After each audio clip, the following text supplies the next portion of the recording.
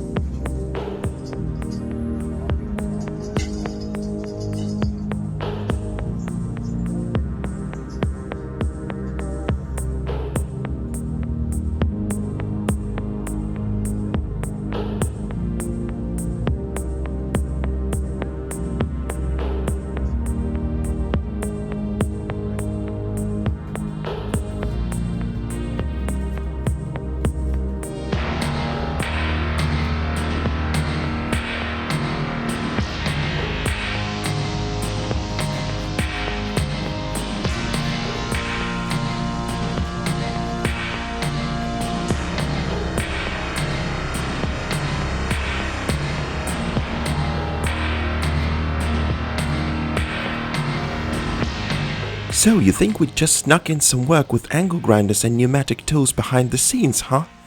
You insist that stonecutters use only copper chisels and dolerite hammers? Feel free to share your thoughts in the comments. We always appreciate some constructive feedback.